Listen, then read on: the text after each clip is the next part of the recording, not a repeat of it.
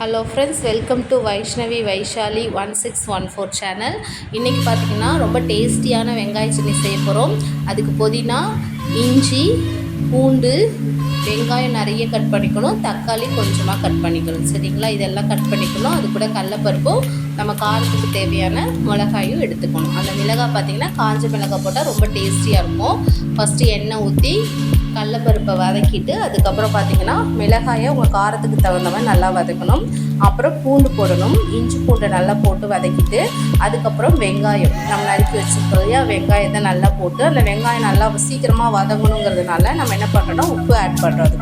அது கூட நம்ம என்ன பண்ணுறோம், திரும்ப புதினா வதக்கிட்டு நல்லா ப்ரௌனிஷ் கலரில் பாருங்கள் சூப்பராக வதக்கியிருக்கோம். இப்போ அதுக்கப்புறம் நம்ம தக்காளி ஆட் பண்ணுறோம். வெங்காயம் எவ்வளோ நல்லா வதங்குதோ அந்த அளவுக்கு சட்னி எப்படி இருக்குன்னா பயங்கர டேஸ்டியாக இருக்கும். இங்கே பாருங்கள் எல்லாமே வதங்கினதுக்கப்புறம் அதோட கலரே சேஞ்ச் ஆகிருக்கு, ரெட்டிஷ் கலராக ப்ரௌனிஷாக சூப்பராக தேர்த்து பாருங்கள்.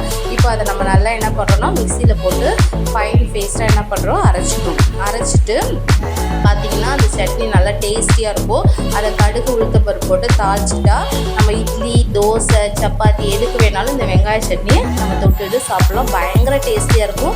குழந்தைங்களுக்கு ரொம்ப பிடிக்கும். ஃப்ரெண்ட்ஸ், இந்த சட்னி வீடியோ உங்களுக்கு பிடிச்சதுன்னா லைக் பண்ணுங்கள், ஷேர் பண்ணுங்கள், கமெண்ட் பண்ணுங்கள். மறக்காமல் என்னோடய சேனலை சப்ஸ்கிரைப் பண்ணுங்கள். உங்களோட சப்போர்ட் எனக்கு எப்பயுமே தேவைப்படுது.